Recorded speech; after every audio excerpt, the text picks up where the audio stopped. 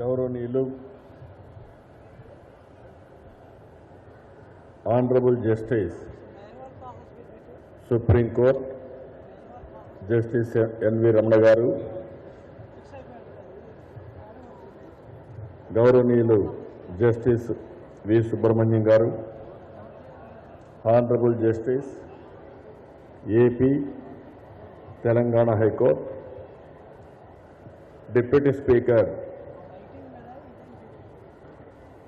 బుద్ధప్రసాద్ గారు, సహచర మంత్రివర్గ సభ్యులు పల్లె రఘునాథరెడ్డి గారు, ఉమామహేశ్వరరావు గారు, కొల్లు రవీంద్ర గారు, మేయర్ శ్రీధర్ గారు, ఈరోజు ఒక మంచి కార్యక్రమం. ఎప్పుడు కూడా కూచిపట్ల ఆనంద్ గారు చేస్తే చాలా బాగా చేస్తారు. అలాంటి అంతర్జాతీయ 5వ అంతర్జాతీయ కూచిపూడి నాట్యారామం ఇక్కడ ఏర్పాటు చేశారు. వారు అదేవిధంగా ఈరోజు కూచిపూడిలో హేమీలు కూచిపూడిని ప్రపంచం మొత్తం ప్రచారం తీసుకొచ్చినటువంటి పెద్దలందరూ వచ్చారు. ఒకే వేదిక పైన మొదటిసారి చూస్తున్నాను.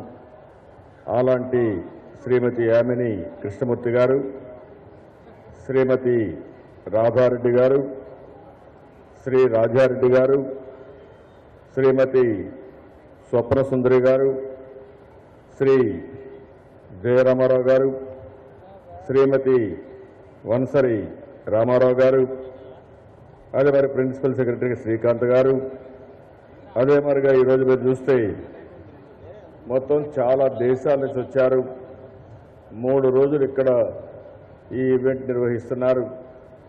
మొత్తం కూచిపూడి కళాభిమానులు, కళాకారులందరికీ కూడా పేరు పేరున మనస్ఫూర్తిగా అభినందనలు, అదే మరిగా శుభాభినందనలు. ఈరోజు కూచిపూడి అనేది మన దగ్గర నుంచే ప్రారంభమైంది. కానీ మనం అందరం కూడా కూచిపూడిని మర్చిపోయాం. మళ్ళీ అమరావతి వచ్చింది.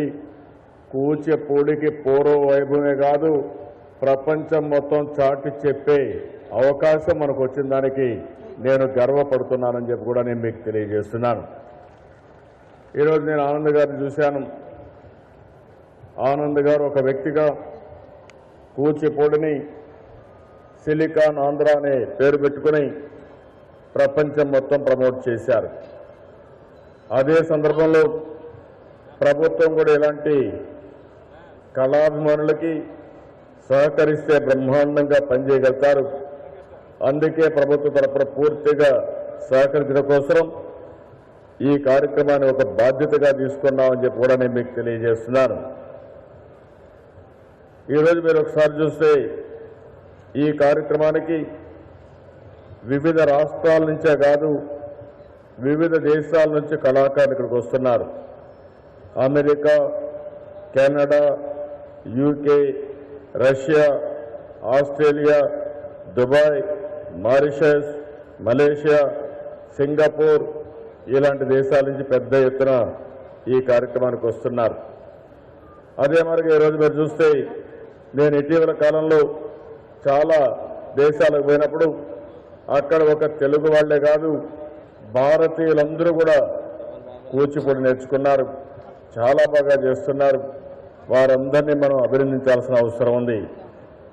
ఈరోజు కూచిపూడి ప్రాంతంలో చూస్తే ఈరోజు ఈ యొక్క యక్షగానాలను, భాగవత కళారూపాలని కూచిపూడి నృత్య కళారూపంలో తీర్చిదిద్దిన మహానుభావుడు 15వ శతాబ్దానికి సంబంధించినటువంటి సిద్ధేంద్ర యోగి. ఆ రోజు ఆయన ఆలోచించి ఇవన్నీ కూడా బ్రహ్మాండంగా ముందుకు తీసుకెళ్లారు.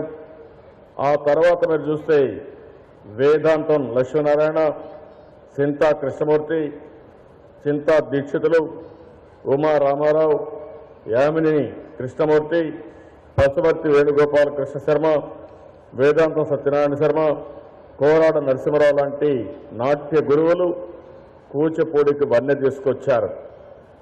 ఆ తర్వాత మనం ఒకసారి ఆలోచిస్తే వెంపటి చినసత్య నేతృత్వంలో కూచిపూడికి ఒక నూతన అధ్యాయం ప్రారంభమైంది. వెంపటి చినసత్య యొక్క శ్రీకృష్ణ పారిజాతం, మేనక విశ్వామిత్ర, రుక్మిణి కళ్యాణం, కిరాతార్జునీయం, క్షీరసాగర మదనం, పద్మావతి శ్రీనివాసం, చండాలిక, హర విలాసం ఇలాంటి నృత్య రూపాలతో కూచిపూడిని అనేక విధాలుగా సుసంపన్నం చేశారు. శోభానాయుడు, సరళకుమారి కూచిపూడి నృత్యాన్ని ప్రయోగాలతో ముందుకు తీసుకెళ్లారు. చాలా ఇవన్నీ చూసినప్పుడు చాలా ఆనందం కలుగుతుంది. కూచిపూడిలో అభినయానికి ఎంతో ప్రాధాన్యత ఉంది. వాచికాభినయం ఇందులో ప్రత్యేకత. అప్పటికప్పుడు తీర్చిదిద్దుకునేందుకు మరెంతో స్వేచ్ఛ ఉంది. సాంప్రదాయ చక్రబంధంలో ఉండాల్సిన పని లేకుండా వేగమే వేదంగా ఉంటుంది. అలాంటివన్నీ కూడా ఇవన్నీ తీసుకొచ్చి బ్రహ్మాండంగా చేశారు. అదే మరి 2008లో అమెరికాలో 10, 12, 14 హైదరాబాద్ అంతర్జాతీయ కూచిపూడి నాట్య సమ్మేళనం నిర్వహించారు. ఆ రోజు నేను వెళ్ళాను. ఆ రోజు చూసిన తర్వాత నాకు అనిపించింది ఈ కూచిపూడిని మళ్ళా ముందుకు తీసుకుపోవాలి, ప్రపంచ వైభవం తీసుకురావాలనే ఉద్దేశంతోనే ఆ రోజే నేను 100 కోట్ల రూపాయలు కూచిపూడి అభివృద్ధికి అనౌన్స్ చేశానని చెప్పి కూడా నేను మీకు తెలియజేస్తున్నా. ఆ రోజే ఈరోజు ఈ యొక్క కార్యక్రమాలు చూసిన తర్వాత ఆనంద్ గారికి బాధ్యత అప్పచెప్పాను. కూచిపూడి నాట్యారామం ఏర్పాటు చేస్తాం, కూచిపూడి గ్రామాన్ని అభివృద్ధి చేద్దాం, ఈ కళకి పూర్వ వైభవం తీసుకురావాల్సిన అవసరం ఉంది, దీనికి అన్ని విధాలా సహకరించమని వారిని చైర్మన్గా పెట్టి దీనికి మనం ముందుకు పోయాం. ఈరోజు మీరు చూసినప్పుడు చాలాసార్లు కళాకారులు ఉన్నారు. ఇంత మునిపే జస్టిస్ రమణ గారు చాలా విషయాలు చెప్పారు. అదే మరి రామసుబ్రహ్మణ్యం గారు కూడా చాలా విషయాలు చెప్పారు. కళలు అనేటివి వారసత్వ సంపద. మన పెద్దవాళ్ళు, మన పూర్వీకులు మనకిచ్చిన గొప్ప సంపద ఈ కళ, సాంప్రదాయాలు, భాష, ఇవన్నీ అనే విషయం మనం గుర్తుపెట్టుకోవాల్సిన అవసరం ఉంది.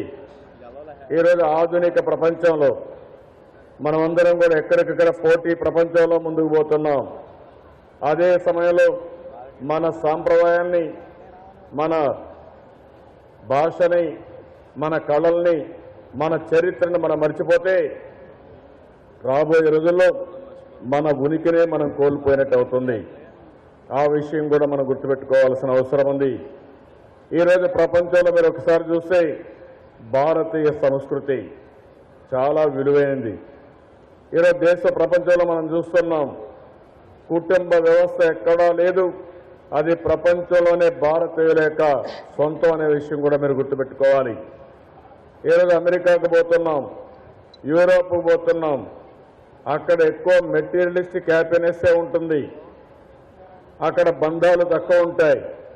కానీ కుటుంబ బాంధవ్యం, అనుబంధం, అదే మరి ఒక సాంప్రదాయానికి కట్టుబడిన ఏకైక దేశం భారతదేశం అనే విషయం మనందరం గుర్తుపెట్టుకోవాల్సిన అవసరం ఉంది. దీనివల్ల భవిష్యత్తులో ఈరోజు మీరు ఒక్క విషయం గుర్తుపెట్టుకోవాలి. ఒక మనిషి పేదరికంలో ఉండవని ఎవరూ కోరుకోం. అదే సమయంలో వస్తువులన్నీ కావాలి. ఆహారం కానీ, ఉండడానికి మంచి ఇల్లు కానీ, అన్ని వస్తువులు కావాలి. అదే సమయంలో మనుషులకి మెటీరియల్సే ఆనందాన్ని ఇవ్వవు. మనిషికి ఆనందం ఇచ్చేది బాంధవ్యం, మనుషులతో కలిసి ఉండడం, కుటుంబ వ్యవస్థ అనే విషయం మనం గుర్తుపెట్టుకోవాల్సిన అవసరం ఉంది. అమెరికాలో మనం చూస్తున్నాం, యూరోప్లో మనం చూస్తున్నాం, ఒక ఏజ్ అయిన తర్వాత ఒంటరితనంతో జీవితాలు గలుపుతున్నారు. కానీ భారతదేశంలో ఆ పరిస్థితి ఉండదు. ఇటీవల కాలంలో కొన్ని పరిస్థితులు మారుతున్నాయి.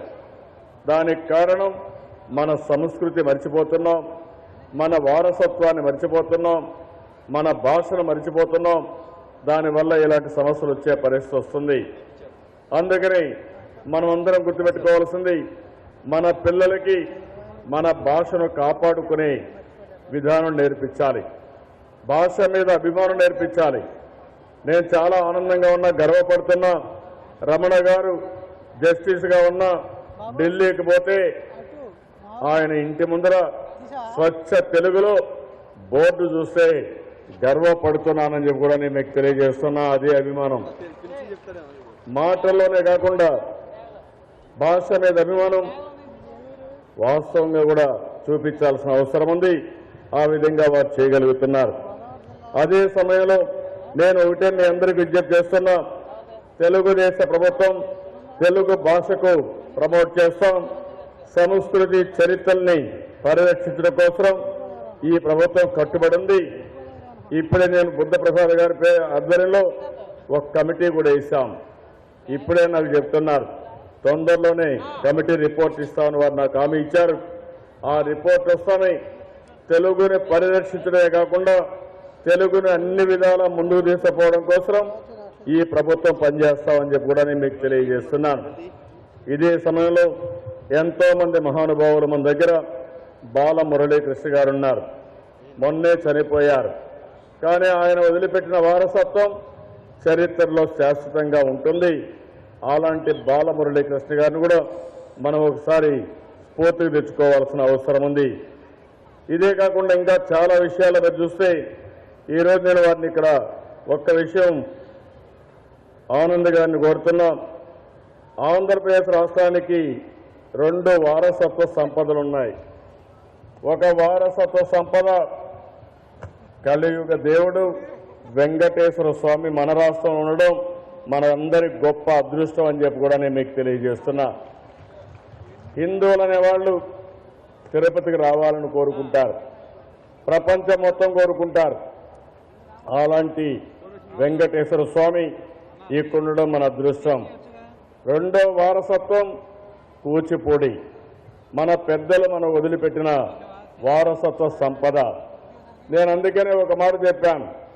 ప్రతి ఒక్క ఇంట్లో ఒక కూచిపూడి నాట్యాన్ని నేర్చుకున్న వ్యక్తులు ఒకరు ఉండాలి. సంపద ఎంత ముఖ్యమో ఇది కూడా అంత ముఖ్యం. ఇంత మునిపే పెద్దలు చెప్పినట్టు ఒక విషయం మనం గుర్తుపెట్టుకోవాల్సిన అవసరం ఉంది. కళలు మానసిక ఆనందాన్ని ఇస్తాయి. కళలను కానీ మర్చిపోతే ఈ ఆధునిక ప్రపంచంలో ఇంకా ఎక్కువ స్ట్రెస్ ఉంటుంది, ఆందోళనలు ఉంటాయి, చాలా సమస్యలు వచ్చే పరిస్థితి వస్తుంది. అందుకే మన పూర్వీకులు మీరు చూశారు, కళల్ని భాషని ఎప్పుడు ప్రోత్సహించారు, పరిరక్షించారు. కళాకారులను ఎప్పటికప్పుడు ముందుకు తీసుకుపోవడం కోసం అనేక విధంగా వారందరికీ కూడా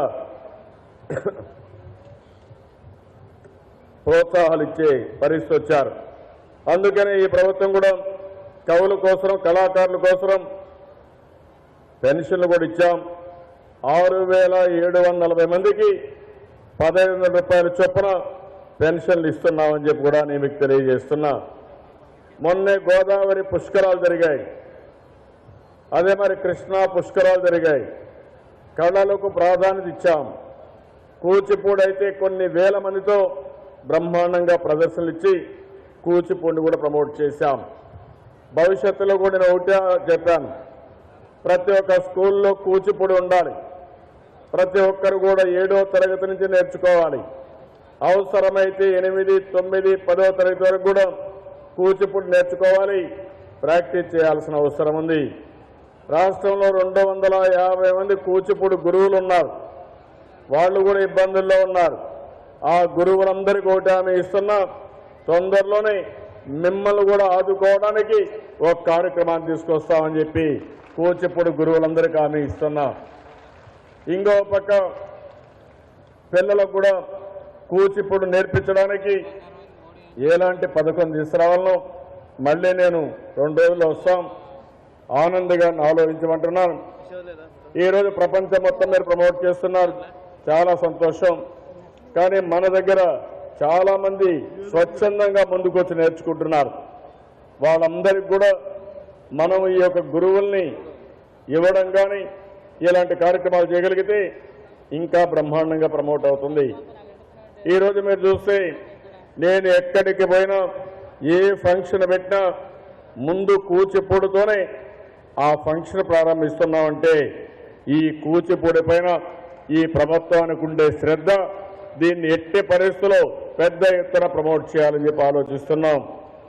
ఈరోజు ఇక్కడికి వచ్చినప్పుడు నేను ఇప్పుడే మిత్రులందరితో మాట్లాడాను. భవిష్యత్తులో అమరావతికి ఒక చరిత్ర ఉంది.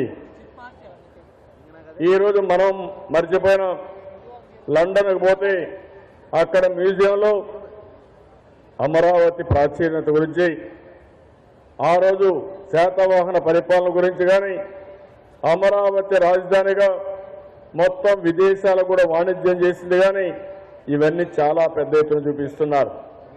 ఇంకొక పక్క బుద్ధిజం ఇక్కడి నుంచే ప్రపంచం మొత్తం ప్రచారానికి తీసుకెళ్లారు.